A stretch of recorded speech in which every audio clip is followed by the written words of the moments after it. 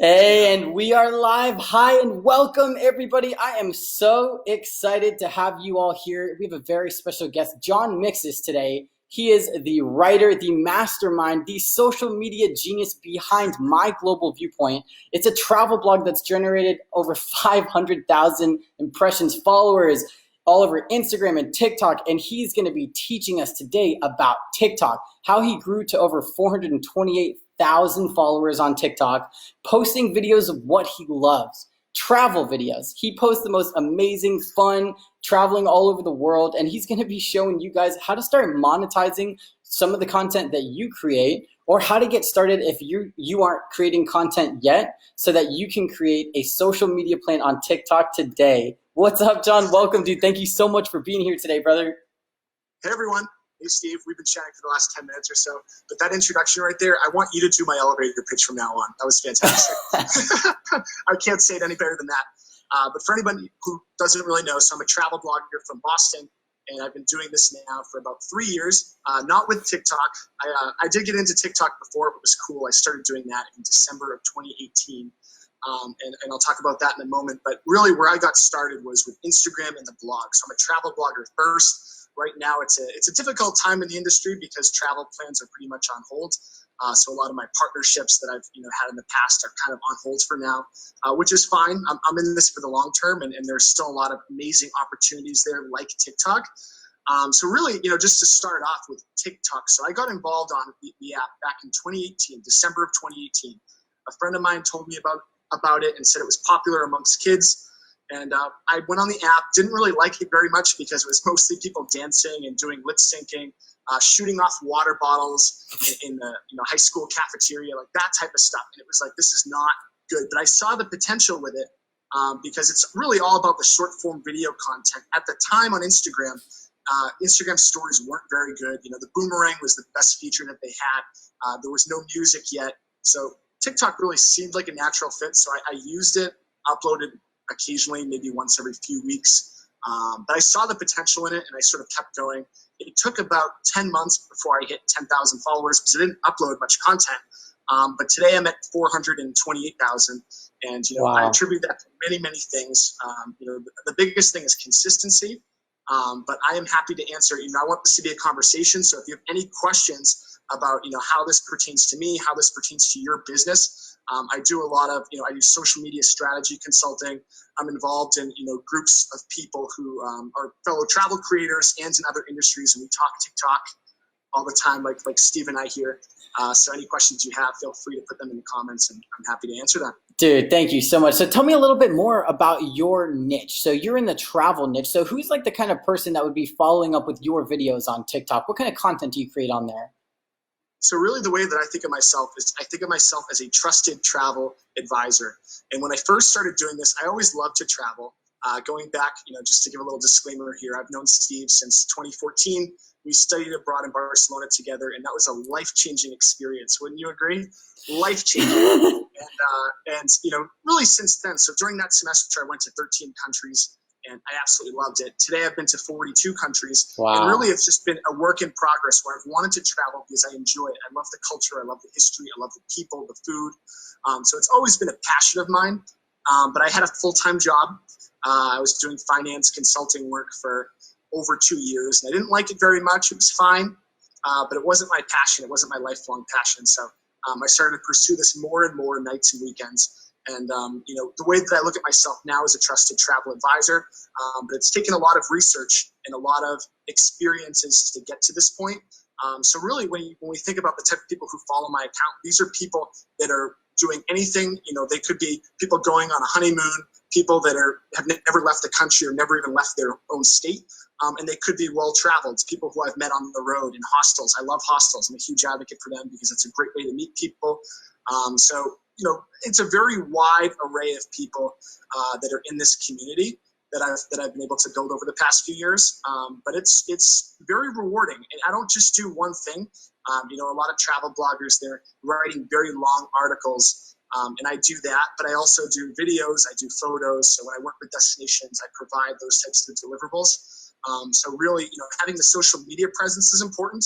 But aside from that, it's important to have high quality content And I think of it as like a wide process. As a travel creator, I think of like Instagram as like my shiny object, like a cover letter almost. So when people check out what I do, Instagram is my shiny object. TikTok is now becoming my shiny object too. I have more of a community on TikTok now than Instagram, but I look at them kind of working at the same time. And the blog is where if people like the content that they see on the surface on Instagram, on TikTok, they go to the blog, and that's where you can dig very deep. And I write articles, everything from travel guides and itineraries to how to start a travel blog, different travel tips, how to save money. I want people to travel for as long as possible, for as little as possible.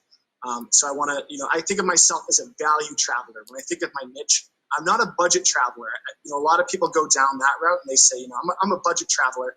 I don't think that's a realistic thing to say for your entire life, because obviously when we grow, we change, and what we enjoy changes. So I think of myself as a value traveler. I don't like to get ripped off. I'm not trying to go to, a beautiful resort and spend double the amount of money that it should cost. Right. I'm always going to try to get a good deal, but sometimes I like to stay in hostels. Other times I like to stay in resorts. It depends on what I'm feeling, but I want to make sure I'm getting a good return on the investment and I'm doing something special in the process. Dude, I love it, man. I love it. It's so inspiring, and especially because you take such great photos and videos. Were you a photographer or a videographer before you got into this, or did you learn about photography and videography along the way? I think a lot of people in our group are photographers and videographers, and they don't realize the competitive advantage that they can monetize their amazing talent. So tell me a little bit more about how you got into taking these beautiful photos and videos. Did you always learn this? Absolutely. So Bree and Steve are 10 times the photographer that I am. Oh, but really for me, 3 or 4 years ago, I didn't know anything about photography. At the time I had an iPhone 7 and that was my camera. And then I upgraded to the Nikon D7200, which was like a big thing. But now it's like, it wasn't very good at the time. I don't really believe that production is the way to make it big. So if you are a great photographer, and you do photography for your business, whether it's weddings, whether it's travel, whether it's anything, I think it's a very valuable asset. But obviously, I think that the quality of the way that you engage with your audience and the way that you express your thoughts is more important than just the superficial stuff. But having said that, I learned over time that taking photos and videos are extremely valuable, and it's good to have a solid baseline. And obviously, the most amazing photographers out there, like Steve, you can make a ton of money on photography, and I make some money with my photography. I make some money with my videos, but building the community has been a big thing for me. But really, over time, it was just watching YouTube videos, experimenting with my camera. Like I didn't really know what to do, and I never took any courses, but I learned over time, how to get the best lighting. I learned all the different camera settings. I read the manual.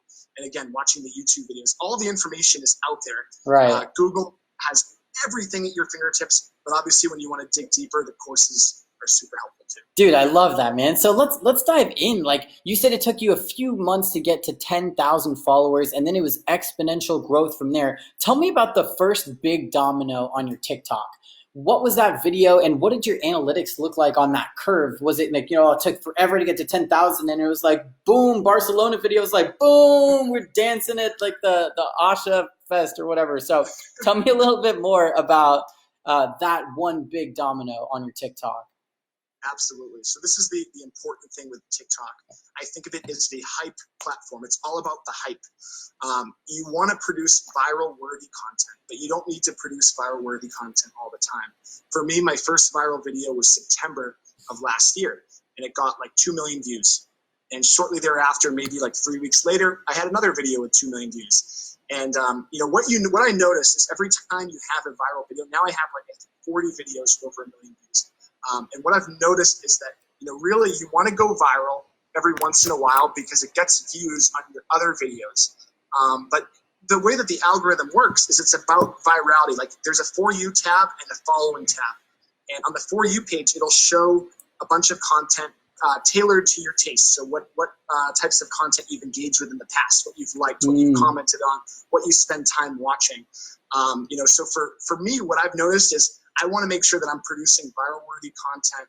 Let's say, one post every 6 or 7 posts, because obviously the viral stuff, like for example, like a guys are going off in Iceland. That was my first viral video. No way.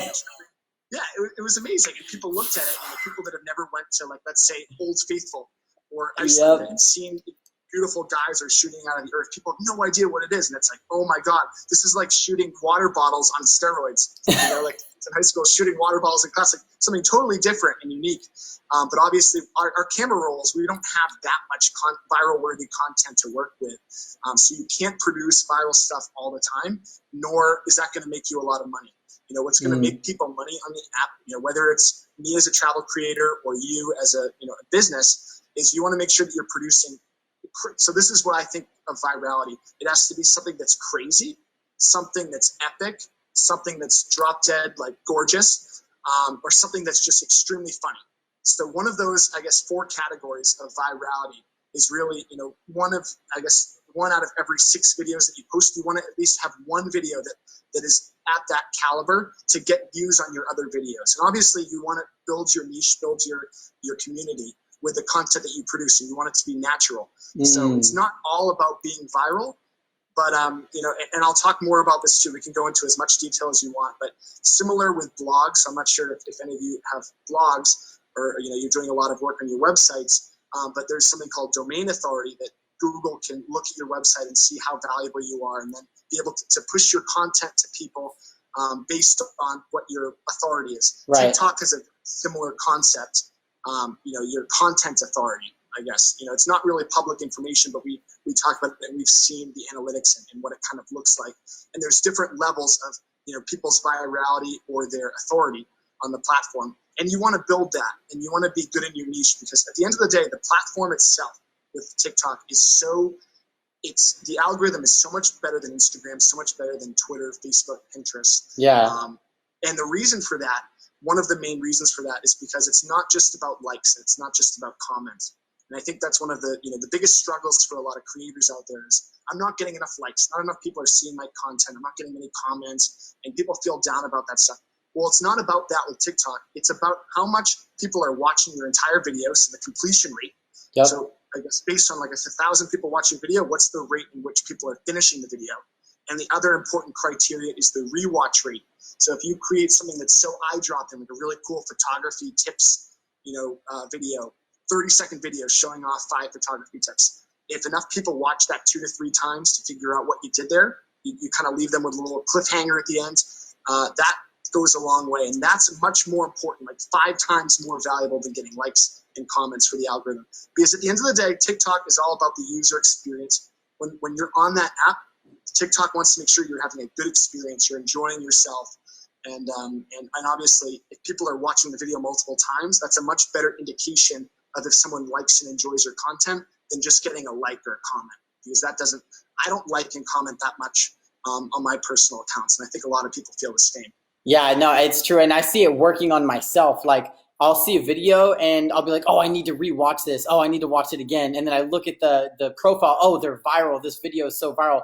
And it almost gives you ideas. Like, this one person has this, you've probably seen this viral TikTok. You hear like, oh, car's about to come around the corner.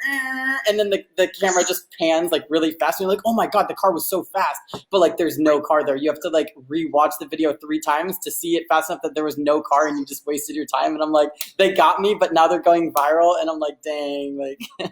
Right, and you helped it go viral, so they thanked you for it. Yeah, exactly. Yeah, that's the thing. It's all about like the unexpected, like doing things that are unexpected.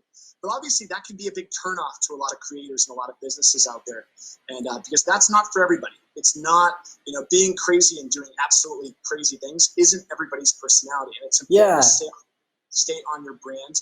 And virality, it doesn't. Most of my viral videos aren't me doing crazy things. It's mostly giving very insightful tips on things, like recommendations for destinations, listicles, the same way that blog listicles, how they go viral on Pinterest, they go viral even on Facebook and a few other platforms. They really go viral on TikTok as a video app. So you want to keep people's attention. It's all about the short form video content and making sure that people watch it multiple times. But the fortunate thing for businesses is if they don't fully understand the app, because TikTok, I always recommend people to spend, if you want to be a big creator on TikTok, you got to spend at least an hour consuming content on there a day. This is your homework, everybody. You got to spend an hour on TikTok at least in the next couple of days so you can study what people are creating. Right, because it's all about trends. It's a hype platform, so people need to look at the trends. And there's a bunch of different tabs that show this. So, for example, songs. Are there any songs that are trending? Are there any hashtags or challenges? And you want to insert yourself into those. And you can do it in your own special way. Yeah. You don't have to be doing something where you're doing a triple backflip, off your roof into a pool, or having your dog do like the craziest things ever. All of that content is amazing. And it's part of the reason that the app is so entertaining. But that's not for everybody, and you can still make it very big on TikTok, being your authentic self. But you do need to figure out ways to engage your audience and keep people from scrolling, because especially now, and I know we talked about this earlier, Steve, is that a lot of people are bored. They're at home and they can't do their job anymore. And even celebrities, look at all the celebrities out there like Jason Derulo. These big celebrities, they can't do their concerts or their performances anymore. So now they're on TikTok posting multiple times a day. Right. So the real estate a year ago was a much different story than today. But having said that, if you focus on the niche, the algorithm is so good, and you'll find your community. You'll find the person that you want to see your content. They'll find you. If you're on the app and you study the content enough, and it's the same as any other platform in that way. You see what other people are doing and you make it into your own, because things are trending all the time, and you're not going to come up with all the ideas yourself in your dreams. So it's important to consume the content and make it into your own. Yeah, that's so true, dude. Spend enough time on the app. That's so true. So we've got a question from the audience. I think you answered it, but I think it's important for everybody to get on the same page here. So Joanna says, I would love to know if TikTok is a platform for polished videos. Are these next level production, like YouTube videos? Do I have to show up in a full face of makeup? Maybe she's asking, does it have to be fully nice production value? I think you were touching on that. It maybe only some of them, 1 out of 5 should be really high production value. And then the rest should tell us a little bit about what you think about that. So it totally depends. My quick answer to that is no. The production itself isn't very important. I don't even have a ring light or anything. When I do these selfies, it's just like with my phone. Obviously, when I'm on the road, I use a few different things. I have a good camera and stuff. But no, the production is not the most important thing. I see viral videos all the time with people using flip phone quality videos on it, and it works fine, because at the end of the day, people want the story. Even if it's pixelated and stuff, I don't think that you need to have the best quality content, but it depends on what you are. If you're, some luxury high-end creator, or, if you're doing wedding photos even, you want to make sure that, if you're covering a wedding, and you're providing inspiration on different venues, or, with Bree and Steve, when they go to different places like nature, places on the beach or places in the mountains, you want to show your skills off and show that you're doing a good job, because if your end goal with TikTok is to get clients, you don't want to be showing stuff with an iPhone 3 panning and it's just really pixelated. You don't want that. But I think for most, I would say 90% of the creators on the platform, the production doesn't matter at all. I love that. Just what comes from here. Because, and this is the cool thing about TikTok, is it's so much more authentic, because if a picture can speak 1,000 words, videos can speak millions. And that's a little bit of a photography joke, because 30 frames per second, and if it's a 15-second video, you can do the math. But videos are a way that you can't really hide behind that anymore. A lot of people can throw stuff on Instagram and, take the most beautiful photos, but obviously edit the colors and stuff. And I think a lot of people are skeptical of what they see on social media like Instagram. In videos, it's harder to do that. So I think that authenticity, it brings back a little bit more of an element of authenticity. And if you can record a video of you talking about something that's important to you and you're passionate about, people can see that in a way that, live chats like us now, Steve and I are both passionate about what we do, and hopefully that comes across when we speak. It's the same thing with TikTok. Dude. It's the same exact thing. Yeah, it's the truth, dude. The heart. So you're already on a roll, giving us ideas. Oh, Bree and Stephen can go hiking, share their favorite hiking spots, show them hanging out with dogs. Let's let's just listicle it out for everybody listening. We got a lot of photographers listening. Maybe we have some website designers listening. Let's give them both some ideas. So if you're a web designer, what are some TikToks that you could do? How-to videos. How to do stuff, because again, the algorithm's so good. If you find relevant hashtags, so again, you want to study your niche and study what other people are doing in your niche. So if you're into website designing or, IT infrastructure and stuff like that, there's some really cool stuff that you can show, like how to do stuff. I mean, it's the same as YouTube, right? The way that I look at TikTok, it's really not a super complicated thing. When you look at YouTube videos and you see 30-minute videos, within that 30 minutes of video, you can probably identify like the climax, the peak of that video, and you can compress it into like 15 to 20 to 30 seconds most of the time. With TikTok, it's just taking that peak, and it's about trying to put that in a very concise way to keep people's attention. So if you're doing a YouTube video on how to do something, like how to use Adobe Premiere Pro or something, most of the time, if it's something that's really simple, you can fit that into a 15, 20, 30-second video. The best content that I see on TikTok is between 10 and 20 seconds, but the stuff that's a minute long, and if you make it engaging enough, if it's so important, like how to do something that a lot of people want to know and it's not already been talked about heavily, then if you can keep people's attention for a minute, the way that the TikTok algorithm weights that video, you're going to go super viral, like mega viral. Nice. The completion, when we talk about completion rate, how much people are completing the video, and the rewatch rate, if people are doing that on a 10-second video, it's like, okay, if you're keeping people's attention for 10 seconds, that's great. TikTok looks at that and gives you a score of 1. Like that's fantastic.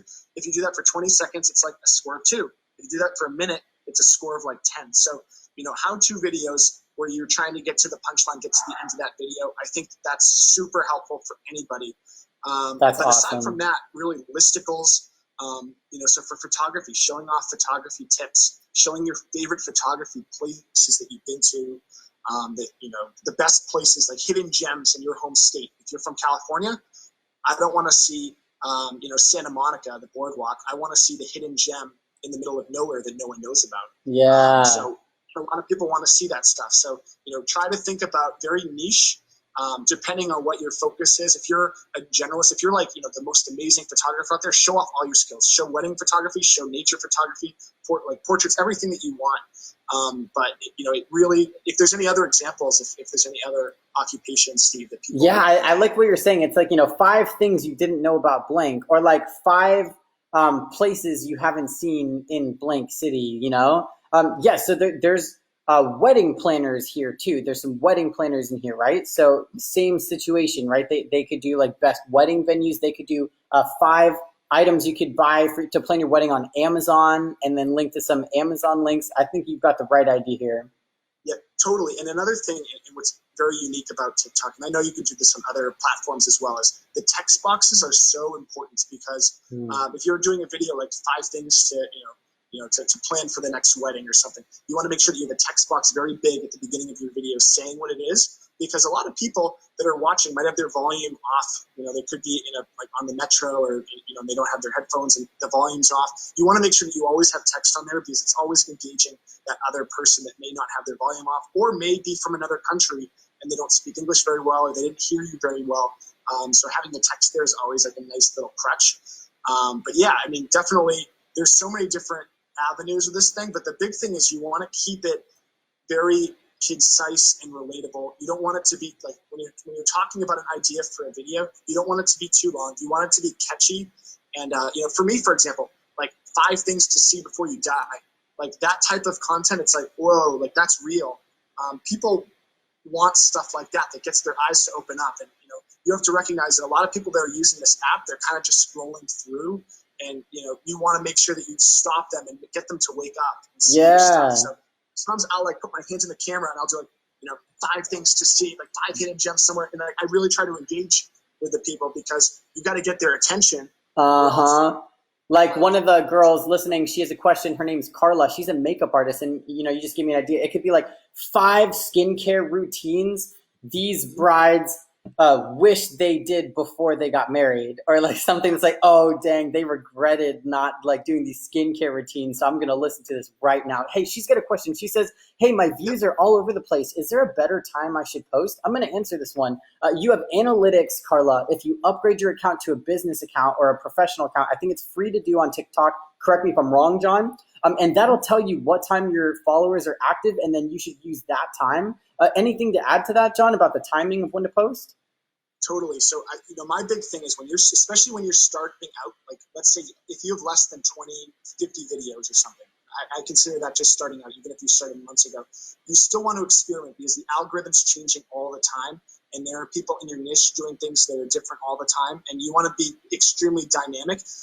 And people are online at different times on different days. And another thing is, obviously, you can look at the analytics and you can see, okay, most of my audience is on at 7 p.m. Eastern time. Great, that's good to know. But what if all of the big celebrities are also doing the same thing and they're all also posting at 7 p.m.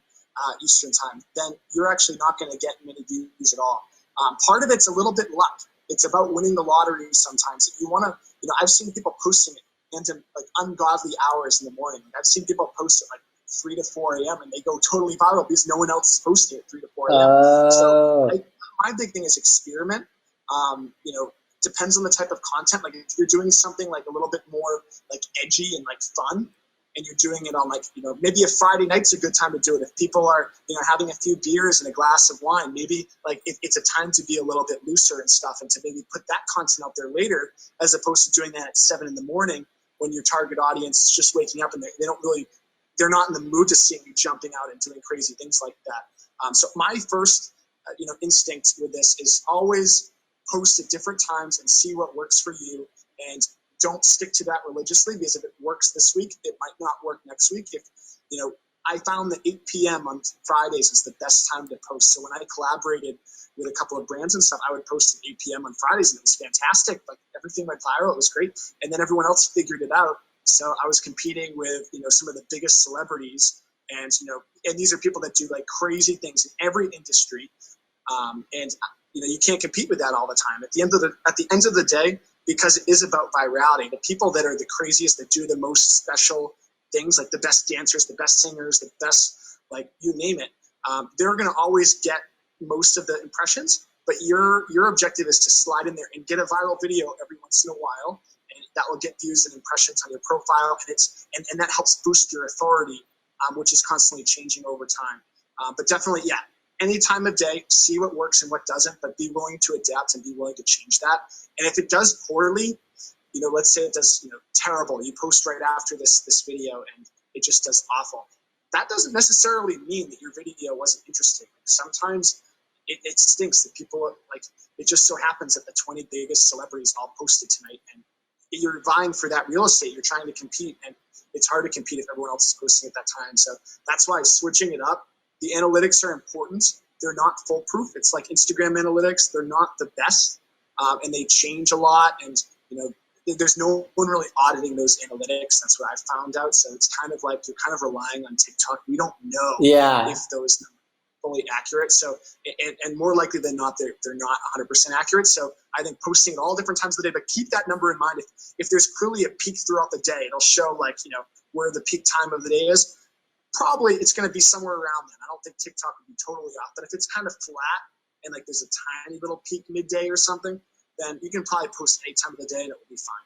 Hell yeah, dude. So, okay, we've got so many ideas. We're trying to crack open the algorithm. Let's get some actual like production planning so that people can kind of see your mindset. What's your next video that you're posting on TikTok?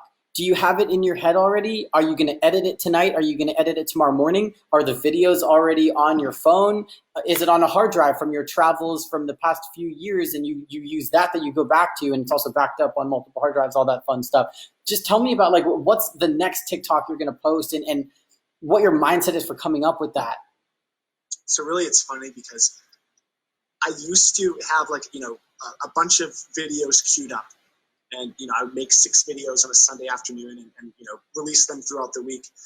What I realized is that doesn't actually work very well unless you know for a fact that the video you're going to post is like the most viral worthy thing ever. You saw the craziest thing on your African safari, or, like something absolutely mind-boggling, and it's going to go viral. It's going to go viral, and you can post it anytime, and you could do that well in advance and plan for that, and that's fine. But what I do personally is that I'll go in the app and I'll spend maybe 20 minutes just scrolling through and seeing what's happening, what songs are trending.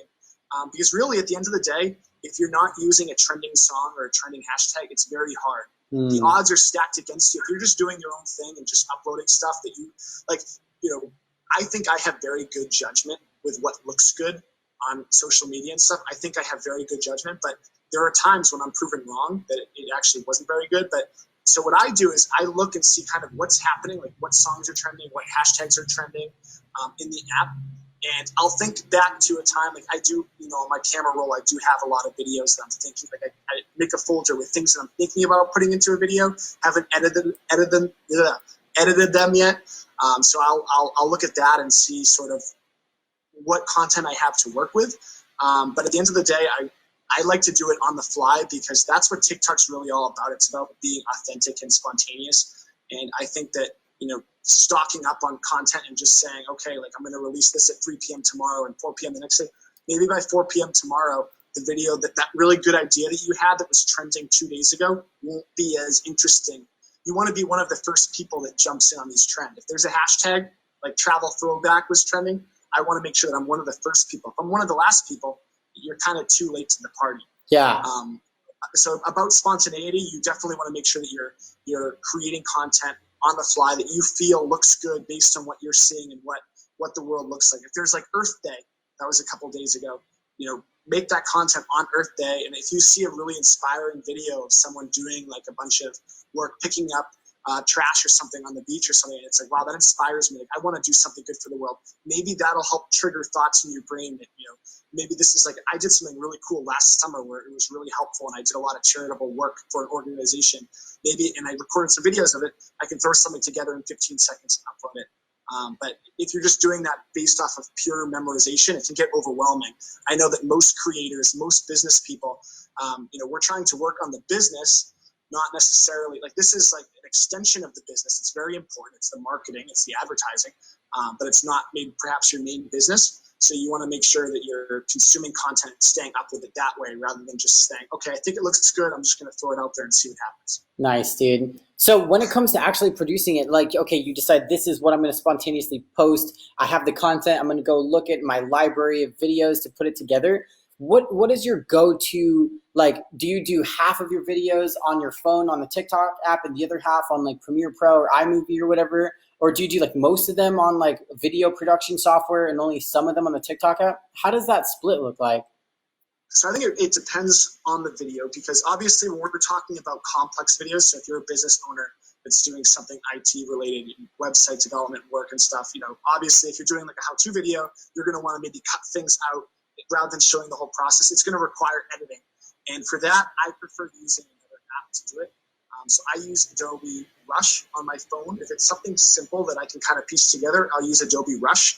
But Premiere Pro is what I use when I'm really trying to piece together maybe more cinematic things, like I own a drone. If I'm taking really good footage and trying to piece it together and I want to be careful about it, I'll use the computer. So obviously Premiere Pro is a good one. I know that a lot of people use Final Cut for Macs. So I think that obviously that's important, but a lot of times I will just edit in TikTok. If it's like a simple, one take type of video where, you have a beautiful epic landscape and, maybe you have like a model posing for you right there, or you're the model that's posing and someone's taking a video of you and you're just trying to do a one take and someone's taking a pan video with you, there's no need to edit that in another, software. But Adobe Rush is good for mobile because it's almost as good as Premiere Pro. There's a lot of features that are missing, but I would say it gets you like 90% of the way there. If it's something a little bit more intricate, I'll sit down on the computer and use Adobe Premiere Pro. Nice. That gives me some good ideas. One last thing. The TikTok app itself is really good for editing videos. Like, you're not going to want to do any color grading on it. It kind of ruins the quality. Okay. Their filters, they have kind of like Instagram filters and stuff. It kind of compresses the quality, so you don't want to use that.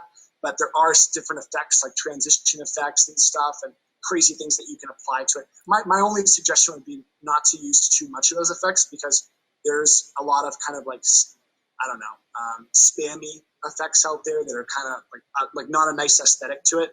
And obviously you're better off using like presets on Premiere Pro or Final Cut. But, it depends on the video and what you're trying to do. If you're trying to do something like you're showing off your day-to-day life, you have an interesting job and you want to show your story, don't be afraid to get the camera out and talk into it and tell people, show them your journey. And maybe that's going to require you to do a couple of basic cuts there, because again, it's not about fillers on this. It's not like YouTube where you have like maybe 2 minutes of good content. You want to make it into a 10-minute video, and you're doing transitions and trying to sort of get through the whole video, maybe for ads, maybe for other reasons. TikTok, it's about keeping people's attention the whole time, and you're going to want to cut things that are unimportant out. Okay, that makes sense. So, okay, let's talk about like using TikTok to grow your website authority, sending traffic to your Instagram, maybe to your YouTube, right? Building your domain authority. Somebody's asking a good question. Is there a trick to getting a URL in your bio on TikTok? They said they have a professional profile, but they don't have the option to add a link to their website. Do you have a link to your website in your TikTok? I do.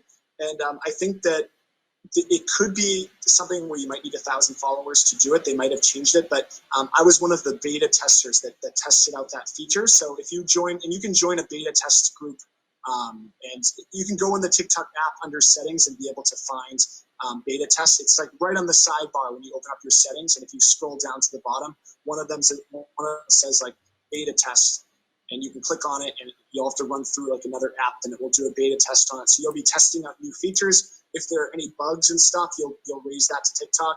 So I've done that, and I was able to get that feature earlier. They may have changed the requirements for it, but I'm pretty sure you could become a beta tester, and that's open to anybody in the U.S. and probably around the world. I know in the U.S. you can do it, but perhaps if you're from another country, I'm not sure if that capability exists. But the link in bio is very important. Yeah. Go back to building your brand, building everything out from there. I mean, I've grown so much on Instagram and my blog through TikTok, and I attribute that to having the link in the bio, but also linking to your Instagram, that's already built in, so you don't need the link in bio unless you want to send people to your website. So how have you seen your web authority, like domain authority on your website grow since building your TikTok and growing it to 430,000 people? So yeah, I think that it's not directly related, but here's what's interesting, and I know some sources over at Google that have talked about this, and what they're trying to do, like any good search engine does, is they want to produce the best results when you're searching for content. And videos are one of the best ways, how-to videos. Whenever you're looking up stuff, you want to see a video. It's much better than just a picture or a diagram or even just a bunch of words. I'm a travel blogger. I love words. I work in words all the time, but videos are better for that. So what I'm seeing more and more is that Google is indexing TikTok content.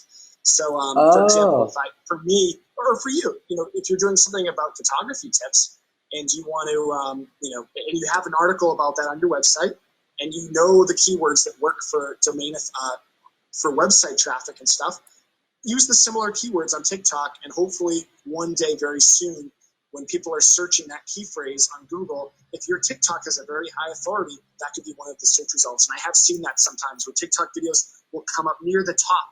And that's a very big step. That's huge. And when we talk about having a link in your bio, a backlink, coming from your TikTok, a social signal, we're not going to call it a backlink because the way that Google, the algorithm works, a backlink is more from established websites to other websites, whereas social signals is a part of your authority, and it helps boost up your content.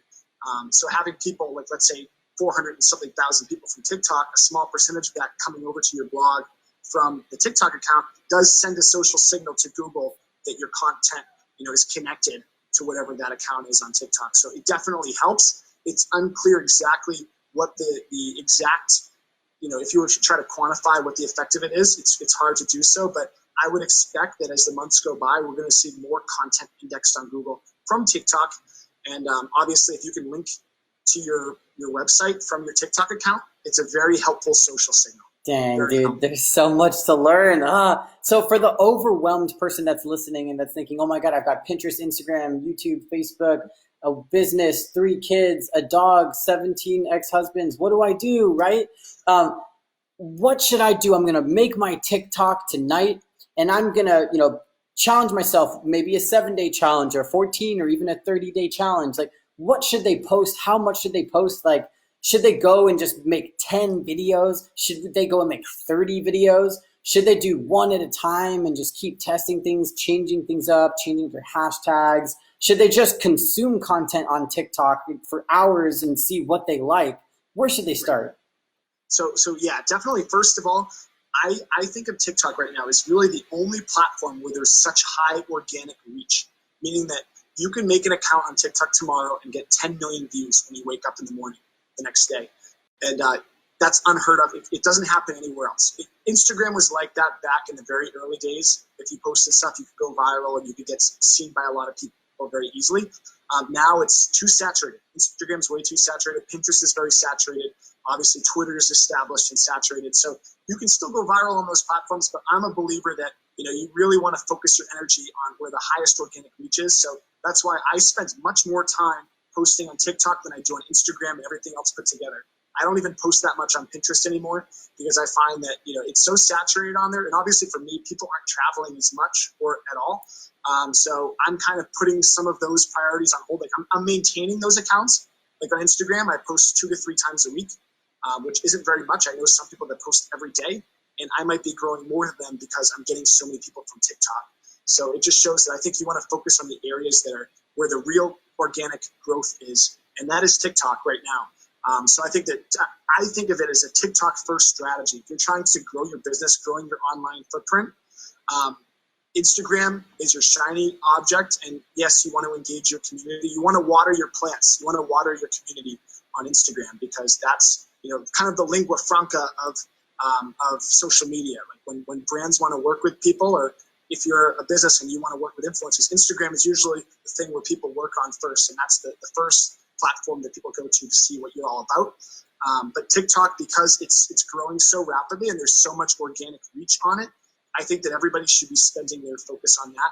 And to your point with how much content should I be producing?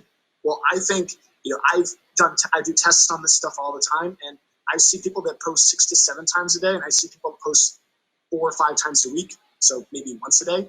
And they could do the same depending on how viral the content is for the person that's posting once a day or once every other day. But if you're new to the platform, you just started, and you're like, I don't really know what it's all about, but I have a ton of stuff in my camera roll, and I want to show off my business, show off my personality, throw a bunch of stuff out there.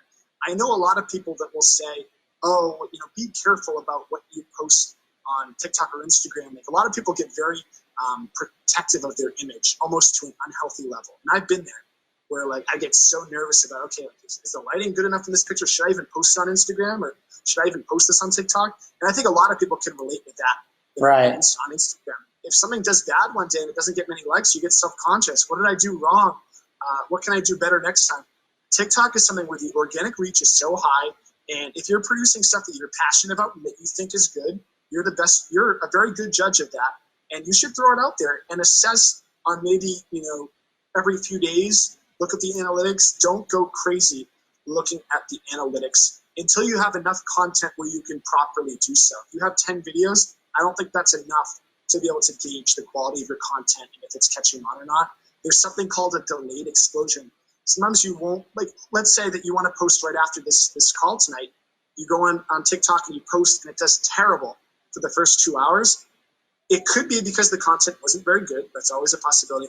But likely it could be that a bunch of celebrities and big influencers were posting at that time and you got unlucky. The real estate wasn't in your favor tonight. But you know what? Tomorrow, the day after tomorrow, that could take off. I've seen some of my videos 3 weeks later, a month later, start to just go crazy viral. And that happens. Kind of like how Pinterest, that can happen with Pinterest. You put a pin out there, back in January, and maybe tomorrow it will start going viral randomly. Like it's the same thing. There's a delayed explosion effect that can happen on TikTok. So I don't think it's helpful, nor is it wise to be assessing, what your analytics look like a day or two afterwards. I think that once you have enough content to look at, then you can start analyzing, okay, the how-to videos are doing really well. Or the listicles are doing really well, or just the one-time, very cool, funny, viral-worthy videos. Like those are doing fantastic. I'm just going to keep doing more of those, like one take, no cuts, no edits. That stuff can perform very well, and maybe that works for you. If you're a very spontaneous person and you're into comedy, or you're into doing it yourself and just showing what your day-to-day looks like, I think that that can work for you. But don't go too crazy with the analytics, because now is the time where you just got to create. Like this opportunity is going to go away.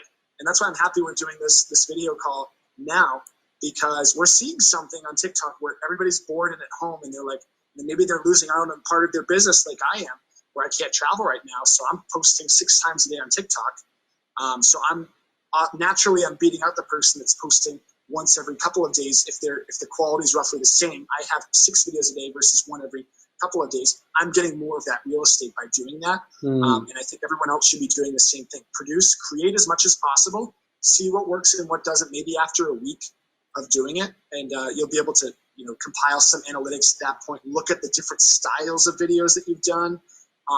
But again, going back to trends, because this is about virality. And when we talk about your authority on the app, it's about how viral are a few of your videos, maybe a month or a week or something. How viral are they going? And are they directing traffic to your other videos? And, there's so many different lenses with which to look at this. But I think that creating as much as possible right now when the organic reach is so high is very important. So do you think that it's possible for some of the people watching to get creating only using the TikTok app, like without using any video editing software, like without downloading any other apps? Do you think that they'd be able to get viral? Like are some of your posts that went viral, you just recorded and edited straight from the app? Absolutely. Good. I mean, so the geyser video, that was my first viral video. And there's a cool effect in TikTok where you can make things go in reverse. So if you do a video, so for example, jumping in a pool, very simple. You own a pool or, you want to jump into water, like a lake or something, you can do the reverse. So make it go in reverse. And you don't need a fancy program like Adobe Premiere Pro to do that. You can do that on TikTok, on the app. So there's a lot of effects like that, like the boom, like the shaking effect. You can do neon lights. You can make it snow. You can make it rain. Like there's a bunch of cool effects that you can do. There's a lot of different transitions, like the swoosh effect, up, down, whatever. So they're to a very basic level, those things exist. And if the idea behind your video is good enough, that will work out really well. Dude. I think that will work out very well just by editing in the TikTok app. You don't need anything fancy, but obviously it helps. That's so amazing.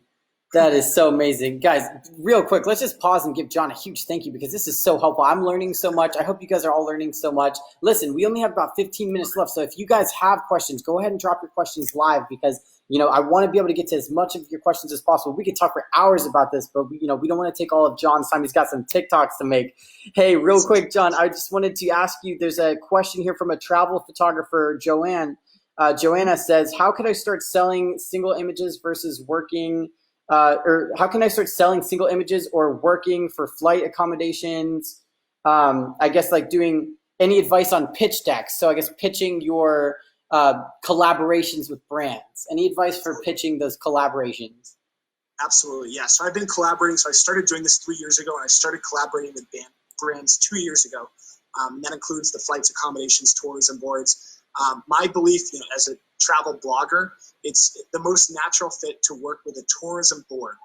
Don't necessarily reach out to the airline. I mean, it depends on how big you are and what your niche is. If your niche is doing airline reviews, then you can reach out to the airlines and they'll be happy to have you. But the tourism boards, you want to always think about who has the most power, who has the most sway over the decisions that are made. And the tourism boards will pay for airline tickets, they'll pay for accommodations, they'll pay for tours and activities, excursions, all that type of stuff. So I think the tourism boards are a very natural fit.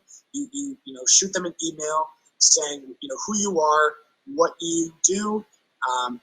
Attach a little bit of a media kit to go along with it. So I have like a very basic media kit saying what I'm all about. It obviously looks very nice and it links to all my social profiles. But really, the tourism boards are who you want to reach out for that stuff. When you're trying to sell images, I mean, that is something that I do on the side, as an extra service that I provide.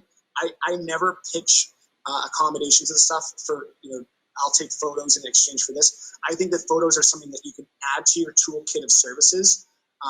And there's so many people out there that can take amazing photos. Like I'm a travel photographer and I sell photos. And I think, that obviously like stock images and stuff, that's a way to make money.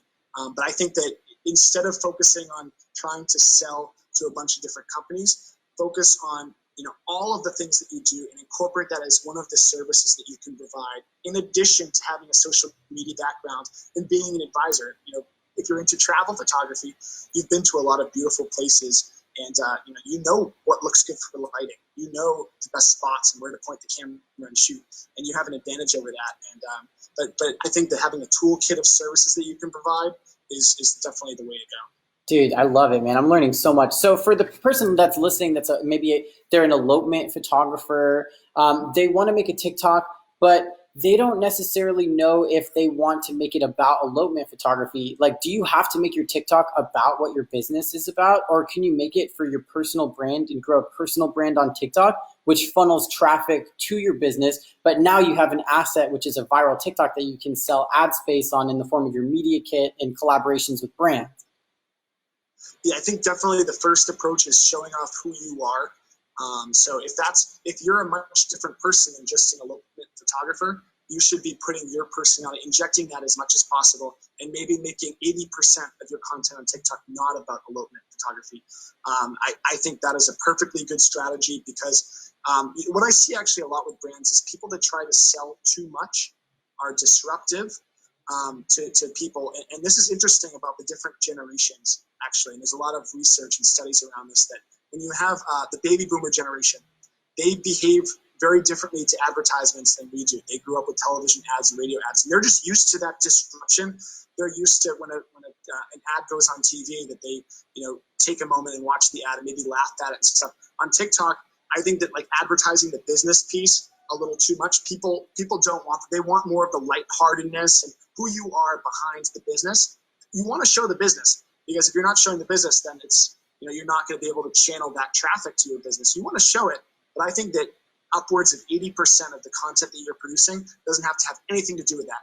Nothing. So nothing to do with elopement photography, and you will do just fine. You'll do very well. So what are the things that are okay for Bree and Stephen photographer, that adventurous photographers here in Southern California that specialize in elopement? So you're saying we could post 20% of us behind the scenes on these adventurous elopements. What is the other 80%? Should it be split into an even amount of categories, maybe 3 other things that we're sharing about? Should it just be like half elopement photography and then half us with our dog? Or could it be us and our plants?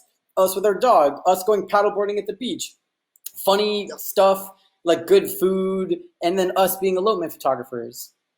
I think you can do anything that you think is interesting. So I know you very well, and you have a beautiful apartment with amazing interior decor, and people are really interested in that.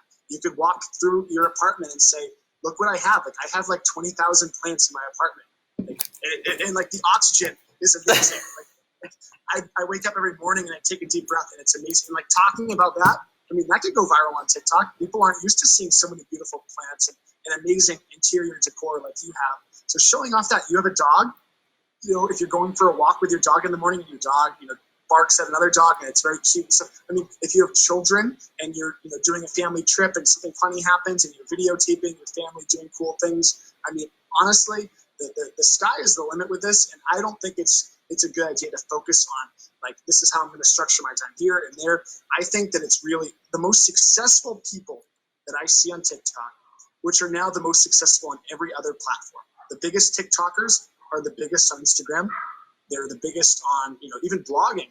Some of the biggest TikTokers have their own website, and they're selling all sorts of things.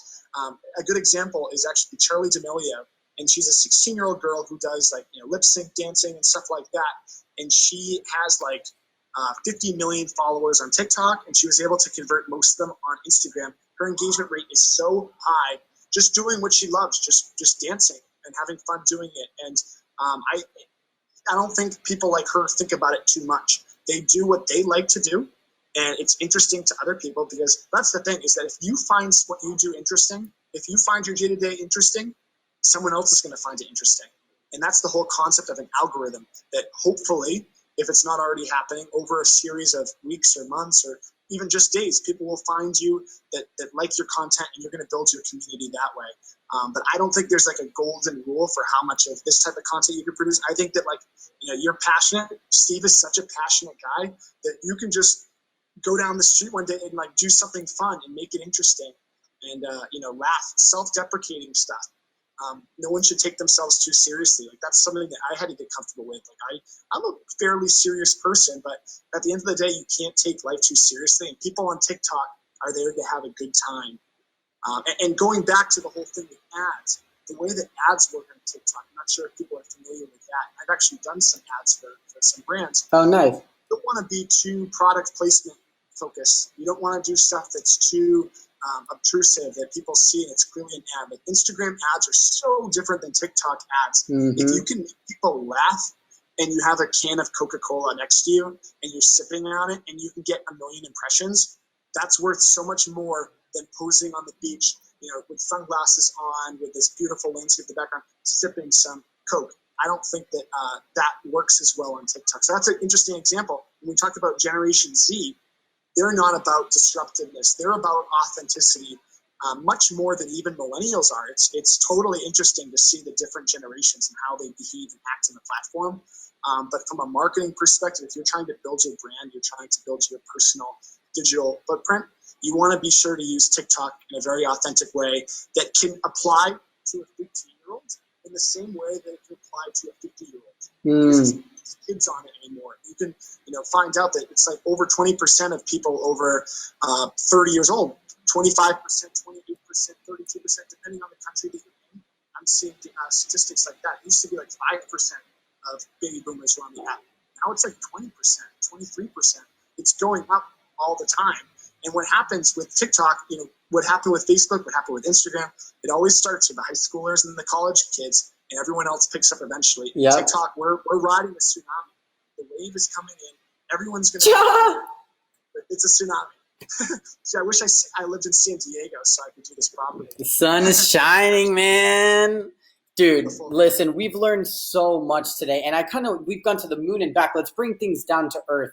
Anybody who's listening, first off, please say thank you to John for his time. Second off, if you have a last question for him, go ahead and drop a question in the comments. John, I wanted to give you the opportunity. Is there anything else that you'd like to close with? We've talked about the algorithm. We've talked about content creation. We've talked about dreaming about the content, actually producing it, different apps that you can use.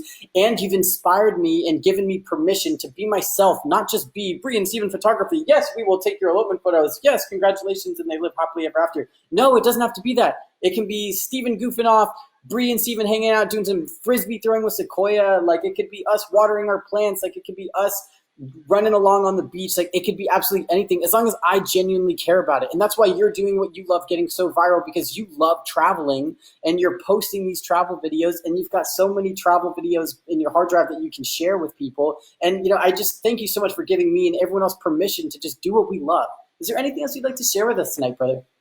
I think, one interesting thing to leave this live chat with is that we're living in very unprecedented times where everyone's kind of locked at home. In most places in the world, we're all at home, and we don't know how long this is going to last for. Maybe they're going to ease a lot of restrictions in the next few weeks, and life will return relatively to normal. But there's a possibility it won't. So now is really, and there's a lot of people that are losing their jobs. It's a tough time. It's a very, very, very, very tough time. My heart goes out to people that were working in corporate jobs and they got laid off at no fault of their own. It's a very tough time that we're living in.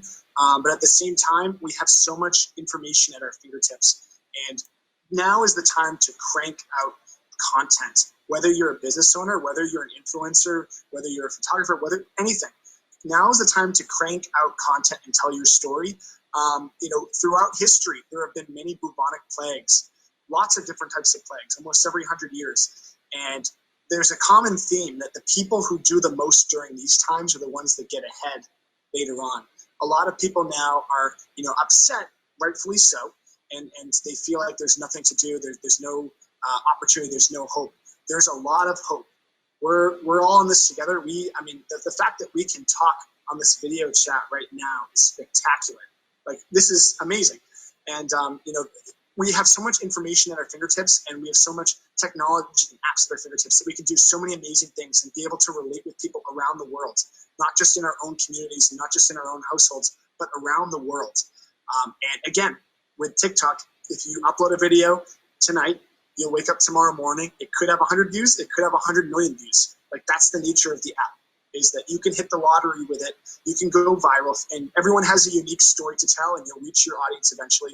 But now is the time to crank out content, be yourself, and make the most of this time inside to do something digital to grow your brand. Dude, now's the time. Dude, now is the time, you guys. I hope that inspires you as much as it inspires me and John. And look, this is proof that this stuff works. But you gotta do the work. You can't just listen to this and get inspired. You have to go out there, edit a video, record yourself, maybe talk to the camera, maybe get uncomfortable, maybe sit there for an hour studying TikToks so that you can get in the game. So, hey, John, where can people learn more about you, follow your journey, read up on your articles? Where can people keep in the loop? Absolutely. So Instagram, obviously that's my shiny object. I call it my cover letter, is global.viewpoint. And that's also the name of my travel blog, Global Viewpoint. So if you Google Global Viewpoint, you'll find my travel blog. And if you search that on any social media platform, you'll find me. I'm at John Mixis on TikTok. And I'm on Twitter as well with the same thing, but I don't post on Twitter very much. Again, right now is the time to focus on TikTok. I'm focusing my energy on where the organic reach is. But you can find me on any of those platforms. If you have any questions based on anything that we talked about today, feel free to reach out and I'll get back to you. Yeah, guys, John's going to be in the comments. He's tagged in this video, and this video is going to be up in the unit section of this group. So if you're just tuning in late and you want to watch the replay, go check the unit section, and this video will be available. But hey, thank you so much, John. It's been so great chatting with you. Bye, everybody. Thank you so much for tuning in live. If there's anything we can do for you, we'll see you guys in the comments, and thank you again. Take care, everyone.